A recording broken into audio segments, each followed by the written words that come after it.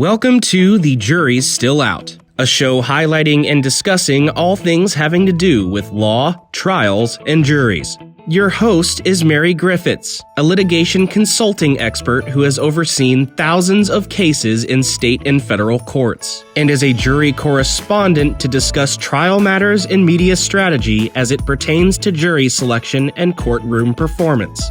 This is The Jury's Still Out.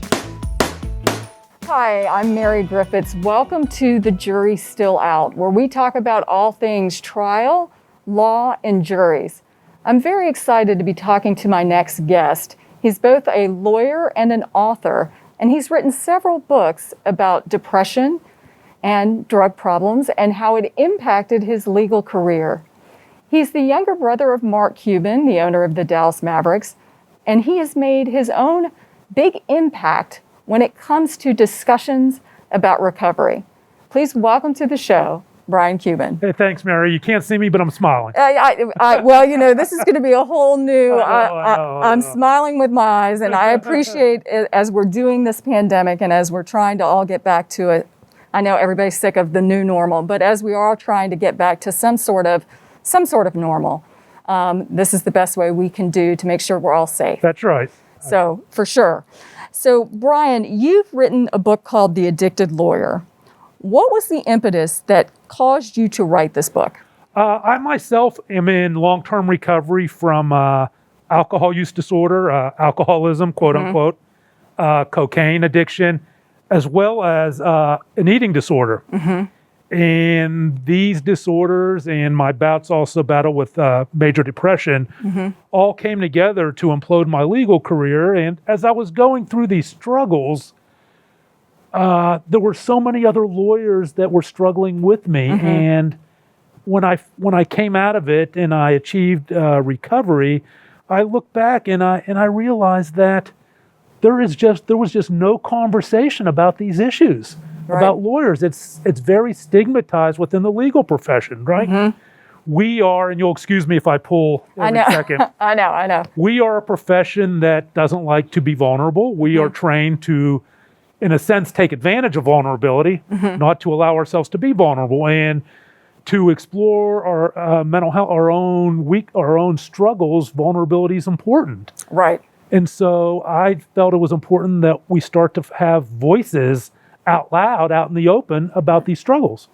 Was there, because the legal profession, having been in it, you know, I mean, is it a certain, maybe because of what we do, the opposition, the antagonistic aspects of the job, do you think that lawyers may have more of a predisposition to a potential addiction? That's a great question. Now, I think the profession does attract a certain type of personality overall, the quote-unquote type A driven personality, which I would not put myself in, but overall I think it does.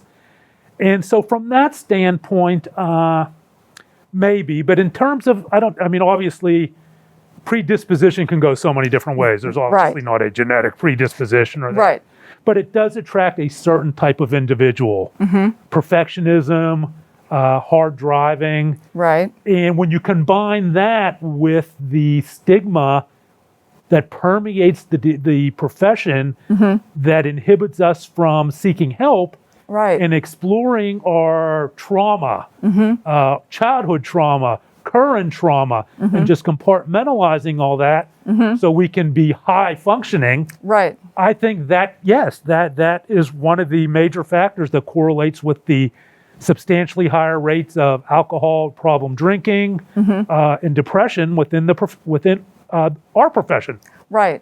And because of maybe the way the legal system is in lawyers, I mean, I know for alcoholism, or at least in alcohol potential addiction, that may be more of, and I don't want to use the word okay, but in the legal profession, that seems to be not as talked about as much. I think it's kind of changing a little bit because it was a little bit part of the culture of, you maybe go to a big firm or you go somewhere with a client and then, at noon you're having like the drinking lunch and then all of a sudden it's 4:00 at the end of the day.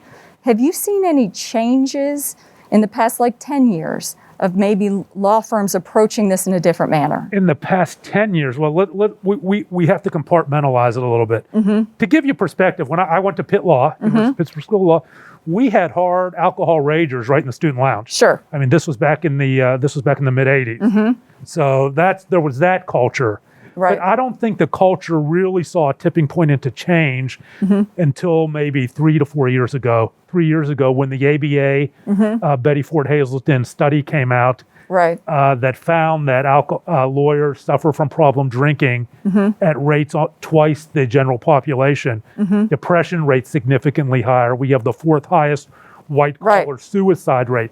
I think that started the trend, because then you saw the ABA started getting on board, American Bar Association. You saw lawyers' assistance programs really starting to assert themselves when a lot of people didn't even know what they were. Right. Even within our profession. I didn't know what a lawyer's assistance program was when I was going through this. Right. So I think it's only been within the past 3 or 4 years where we've seen more of a paradigm shift. Okay. And so do you think for some lawyers, since a lot of us are the high functioning, don't want to show weakness, all of that, how are you in your mindset, because of all that we do, whether it's client meetings, going to an accident site, reading and writing briefs, how are you in your mind, able to hide it or keep the kind of outthink your addiction in your own mind? Like, how did you go about that? Well, that's a good point. We think we're smarter than our addiction, but I don't think that's just lawyers. You're right. I think that is an issue throughout the substance use disorder. Many people think they're smarter than our addiction, and what we do, especially within our profession, is we try to kick the can down the road. Right. When I was in law school and I was a problem drinker, showing up to class drunk, well, I'll deal with this later. Boom, kick the can, and then we kick it into our law firm. And finally, the consequences catch up to the problem when we have malpractice or this or that. Right. I think we are a profession of thinkers. And the Myers-Briggs, if you look at the Myers-Briggs in the study that came out with that quite a while ago, right, the majority from a personality standpoint of the legal profession is a profession of thinkers, however, what those letters are. And we tend to think we can outthink the problem. And what happens is that I call it the Peter principle of addiction. The Peter principle, as many people may know, we rise to the level of our incompetence, right? Correct. And then we stop improving. Right there, absent some other force.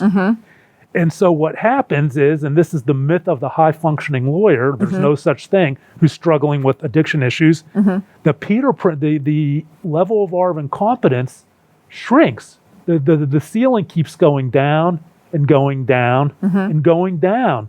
And what happens is we don't say, oh, I'm not putting in the good work here. Right. My level of competence is shrinking. My work is sub-quality. I'm not giving $1 for $1 anymore. I'm giving 50 cents for $1. We kneel. Instead of that self-awareness, we kneel so we stay below the level so we can tell ourselves we're still high functioning. Right. And what happens is other people, it can be imperceptible at first for some people, for some, and a partner doesn't notice it or just writes it off a bad day, a bad moment. And then all of a sudden there's malpractice. Then all of a sudden there's a DWI. Right. And it blows up. The goal within our profession should be to encourage self-exploration at the highest possible point of the Peter principle, not when we're kneeling down to the floor. Right. Well, and I'll go from like the juror's perspective. So if a lawyer's in trial, I've had many when I interview jurors after a trial, is that they in their own mind may think that I'm fine. I'm giving my arguments. I'm attending court. I'm totally fine. But when you have jurors that all they're doing, they can't ask questions. They just sit and watch, and their senses kind of get heightened. So they're looking at things, and I can't tell you how many times I've had jurors say, that guy is drunk, and you know how I could tell? A, B, and C. Or that guy looks high, and this is how I could tell. So it's one of those things where I think sometimes lawyers think they have the facade going. Sure. That they don't realize that people who all they can do is sit and watch, they're seeing the unseen. They're seeing all of this. So, and that brings up an interesting collateral issue there, an important collateral issue. What do you do when you see a lawyer and you say, in the courtroom, arguing, your colleague, that guy's drunk? Well, and there was a case that this happened when that movie Ray came out with Jamie Foxx. And there's a famous line in there about him being told by a producer and executive, your slip is showing. We basically have to kind of talk to the lawyer and say, I know how good you are. I know look at what you're capable of doing. But people are seeing these behaviors. And you hope that by showing that they then can kind of in some way internalize it and hopefully try to make a change. That's right. And I know lawyers who have pulled lawyers aside in the courtroom on a break and said to them, look, I'm not accusing you of anything. Here's what I'm saying. It's better that I tell you than the judge pulls you out for a breathalyzer right here. Right. You need to know that people can see these things going on. Right. And those are tough conversations. They're scary conversations. Right. And they're conversations, whether it's in the office, in the courtroom, in our home with our families. You're stepping outside of your comfort zone. Right. And you project out the worst. Well, and jurors, I've seen it from that side too, where jurors will tell the judge if other jurors they believe are drunk or they believe there's something not right with this juror. We've been in this case with them for 4 days. Something is not right. And so the impact can be on the other side as well. And this is why we as a profession, the legal profession, have to be part of a compassionate community of our own. We have to take care of each other. We have to step outside of our comfort zone when we see a colleague is struggling, even if we don't have a personal relationship with that colleague. Because if we don't do it, then the state bar is going to do it when the consequences have caught up to the problem. Why wait for that? Shouldn't we be empathetic? Shouldn't we understand that this is a person? This isn't just an adversary. This is a person, and engage in that compassion and empathy and reach out.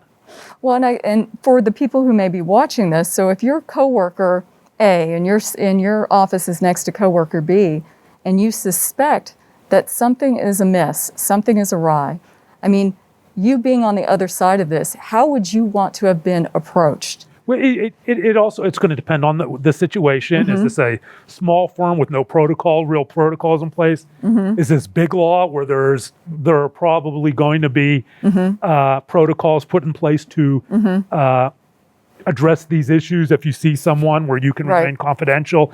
It would depend what my relationship would be with the people. If someone had a relationship with me, I would want them to say something, and I may be in denial.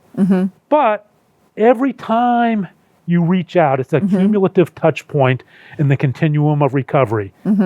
That I may say, I'm fine, but it may get me thinking, okay, somebody's noticing this. And so these cumulative touch points have an effect. If, looking back, and again, revisionist recovery, if someone noticed something and I was in denial, and only one lawyer ever said a word to me, and it was after I told him I was arrested for DWI, and it was somebody I worked with, and he said, get a lawyer. That was all he said to me. And this was a different time, back in the early 90s. But, and excuse me for keep doing this. I know, it's fine. So, but I would want them to go to the Lawyer's Assistance Program. And if I didn't have a relationship where I felt I could, where it was threatening, or I just didn't feel like it was a good situation to step outside of that comfort zone, I would step outside of my comfort zone in a different way by calling the Texas Lawyers Assistance Program. But see, and I think that's a touchstone of, it's not an affront to you as far as your work product and as far as you being a smart and good lawyer. And I think that when I've talked to some people who believe they are working with somebody who may have an issue, they worry that the defensiveness, it's not your work product. You may be producing great work. It's more of worrying about you as the individual. Are you okay? And you're not committing a sin by reaching out and telling him. Right? It may not seem it in the moment, but you're doing a good thing. You're doing a good thing. And I see it all the time, Mary. People stay quiet, and then the person's final epitaph is hopefully not in the 6 feet under. Right. But the professional epitaph is a blurb in back of the Texas Bar Journal. Right. Right. Well, and in your book, and what I've appreciated when I was reading it, is that you weren't giving any excuses. Like you kind of admitted, this is what I was doing, and this is the why. Because it's the why, like what is the source of the pain, if you will. Absolutely. And so tell us about that. Well, this is where I stress over and over, lawyers are people too. It is easy when we work with someone or we see them in court or whatever, that all we see is the struggle, right? We don't really know the person. We don't know the story. And one of the key cogs of being able to empathize is understanding the story. There are countless people who can stand up and say, I did this, I did that. Okay, I used cocaine, blah, I drank, and yeah, I was arrested. I mean, our profession's replete with those stories. But that isn't the story. Right, the why. That isn't the story. Right.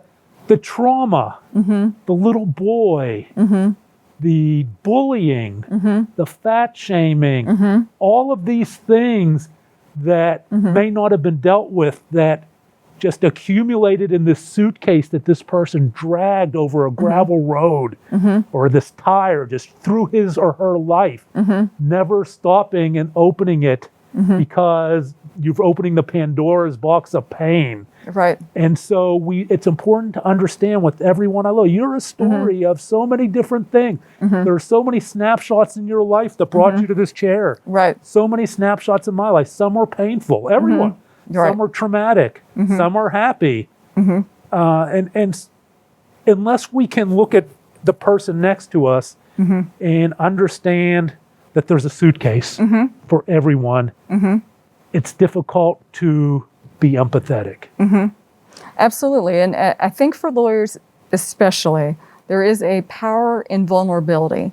And I mean, like I said, from a juror's standpoint, when I'm talking to them and they're talking about the lawyers, the thing that always comes back is if there's a genuineness in the way that they are saying something. And that genuineness usually comes from a place of empathy. I'm not just saying words, I understand where you're coming from. And so I remember your story about the robin and the shooting of the bird and how that, impacted you. And so there's something to be said that the depression aspect of this, if the legal profession can kind of take away the stigma of that and come to terms with it, because as you stated earlier in the show, depression is there's a high rate in lawyers. There's a very high rate of depression, and it's stigmatized in a different way. Now, I will say that on the hierarchy, at least in my experience, and I think data would prove this out, is that depression on a hierarchy is not as stigmatized as you have depression. If I'm just going to look at the big three, there are all kinds of other mental illness disorders, bipolar, and all these things. But if you have depression, you have alcohol, and then you have illicit drug use. Right. And then even more stigmatized above that, you have gambling, you have sex addiction, all these other things up there. Gambling is just brutally stigmatized because it is often, even though it's a process addiction and it's real, and it destroys lawyers' careers, but it has a strong correlation to trust fund abuse as well, to financial abuse. Right. So it's just not talked about. It's just not talked about. But in the big three, I think we have depression, then we have alcohol, and then illicit drug use. And depression is,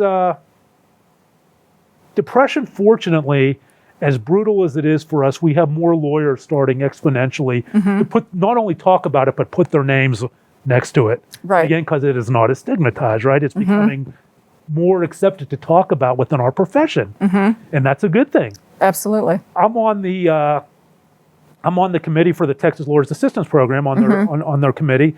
And as of the last, our last stats showed that the majority of our inquiries were not drug and alcohol related. They were depression and other issues. And depression can be just as disabling as substance use. Absolutely. And I've been there. Depression took me to the brink of suicide in 2005.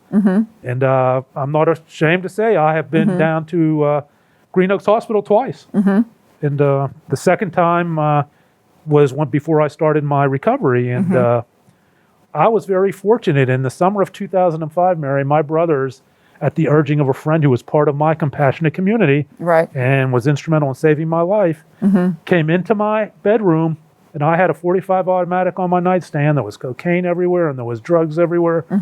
And they took me kicking and screaming down to Green Oaks Hospital here in Dallas.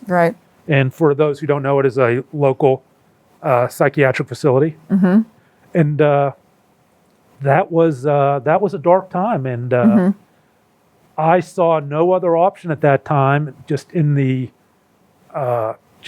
black hole of depression where I saw nothing but the nose in front of my face. I thought I was doing my family a favor by ending my life by suicide. And that is not unusual. Look at, it's tragic. It seems every 6 months I hear about a lawyer ending his life by suicide. And especially now with the pandemic and with everything going on, it's why I kind of wanted to sit down and talk with you, that A, you're not alone if you're going through this, and B, that there are some options that you can go through. And that brings up a huge issue. How is this social isolation and this pandemic going to impact a profession that is already at crisis levels with suicide, problem drinking, depression? We may not know that for a while. But that is a very important question, is what will the, for every action, there's a reaction. What will the reaction be? And especially with, economics being what they are, and law firms having to potentially downsize, or I've known a lot of clients who are moving, shifting law firms and all of that stuff. Absolutely. So there's a lot of transition in the air. And there's a lot of shame, especially with lawyers. We have this, there's this impression that all lawyers do financially great and everything. I know a lot of lawyers who are, they're sole practitioners and they don't even have health insurance. And they don't have the client funnel they need anymore. And they're in a state of depression. I know. I think sometimes when I talk to jurors, they say, oh, well, they think of LA Law, or they think of The Practice, they think of all these shows. And I'm like, no, the movie The Verdict covers a lot of lawyers that are, you're kind of down and out and you're just looking for your next big case. Type deal. And that plays it all too. Finances are a huge depression trigger. Absolutely. So for your recovery, is it a day-by-day process? How do you approach this? It's been a transition in how I approach it. When I first started out, I got sober in 12-step. And for those who don't know, the most well-known alcohol-focused 12-step is Alcoholics Anonymous, but there are others. I started out there April 8th, 2007.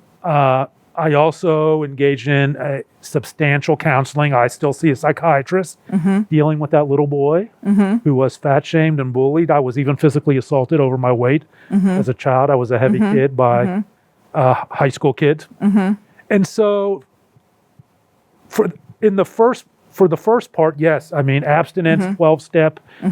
But as I've moved along, I've developed other tools, mindfulness, meditation, and things I've learned in recovery, Mary, have been very helpful to me during this pandemic. One day at a time, one moment at a time. What do I have control over? My actions, my thoughts, my attitudes. I can't control whether somebody somewhere else is not wearing a mask, right? Now, if I'm in there, I have some say over that. I'm in their zone. But I can't control these things. What can I control on a daily basis? Because when I start getting worked up about all of that stuff on a constant basis all day, when you find yourself refreshing, you go to the John Hopkins site, refresh. Oh my God, it's one more higher. And I can find myself becoming a person that I am not. And getting worked up at every little thing. And so that learning in 12-step and learning early on to control what I can has been very helpful. Mindfulness has been very helpful to me moving forward. Right. I'm a big fan of the minute mindfulness in the hot shower, where I just let it all wash out, clear my mind, and just let all the toxic thoughts wash away. Yeah, I love that. As far as like even the visual of the cleansing of the water. You've been very upfront with, or very forward in the body dysmorphia. Yes. Which is, tell me how did that come about? Like, when did you start noticing this is a problem? I know when you were younger, you had issues with it. Yes. But when did it really kind of hit you that I have a problem with this? I don't think there was any bright line, like I could say, for when I began my abstinence recovery from alcohol, drugs. It was a process where I began to realize that these obsessive compulsive thoughts about my body were really impacting my relationships. I have 3 failed marriages. I joke, one more, I get a free set of steak knives. Oh, for sure. But I'm in a I've been with the same wonderful woman for over 14 years now. But it was really a process where I just came to understand that all of these obsessions, I would walk into a bathroom never looking at my body, looking at the floor. I would try on every pair of pants in my house just to find one that wasn't tight, that would release all the tension so I could leave the house. If my pants even felt in a millisecond too tight, ruin your whole day. I wouldn't leave the house. Right. Well, it's not even just ruining my day. I wouldn't leave the house. Wow. Because we have to remember there's a difference between everyone looks in the mirror at some time or another and says that sucks, right? Right. Oh, man, Right. That's normative discontent. That's not body dysmorphic disorder. Body dysmorphic disorder is when you look in that mirror and say, I'm not leaving the house. I'm going to kill myself. I'm ugly. I'm not lovable. I hate myself. That is, and these thoughts become who you are. Right. Part of my recovery from body dysmorphic disorder and my eating disorder was coming to terms with loving myself. There's a saying within the eating disorder recovery realm, you are enough. To look in the mirror and just stark naked, love handles, bald, whatever, and say you are enough. That's okay. Right. And what's interesting is that when I sat in 12-step for the first time, all those years ago, over 13 years ago, sitting in there for the first time, it wasn't about whether I was an alcoholic.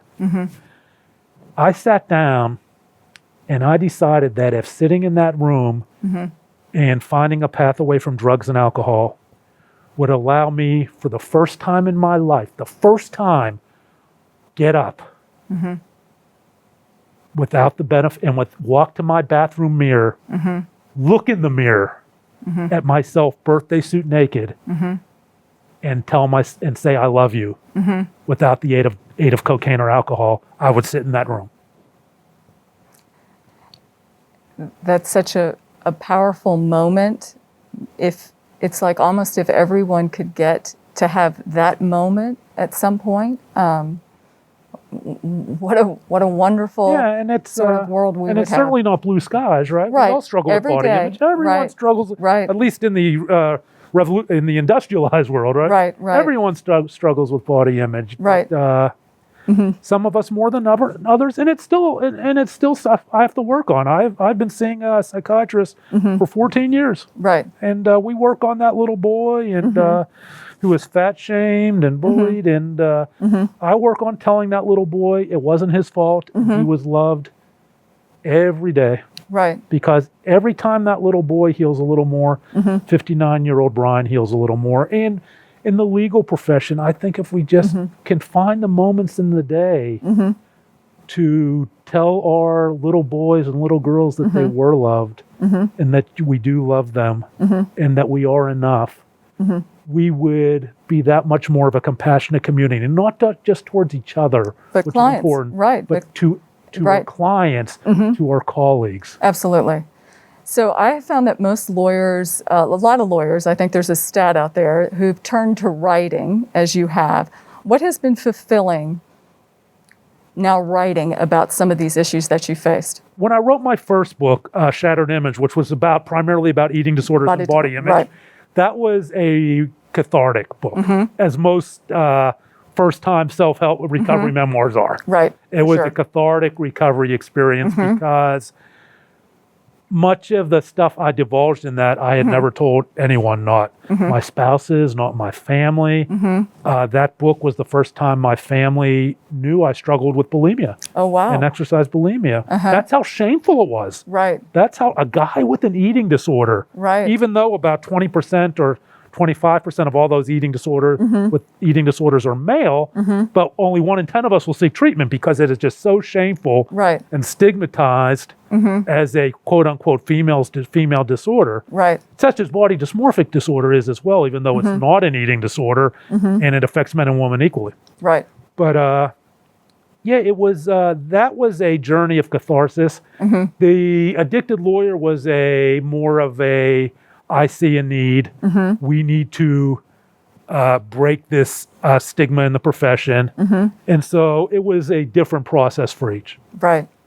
Well, Brian, I'm so glad that you came and sat down and talked with us, because I think that especially during today's times, this may be something that we are facing either for the first time or continually facing. I agree, and we will continue to face. And I think it's important. If you're in the profession, there are resources. There are resources. Your lawyer's assistance program, and every state has one. And no matter what anyone's told you about TLAP, the Texas Lawyer's Assistance Program, it's confidential. Do we have time for a funny anecdote? Absolutely. I was speaking to a Dallas bar group. This was a couple of years ago, and I brought up TLAP. And afterwards, and I talked about it being completely confidential. Right. Even if you're calling, it's confidential. You do not have to give your name. Okay, good to know. Right. Good to know, because I know a lot of lawyers who didn't know that.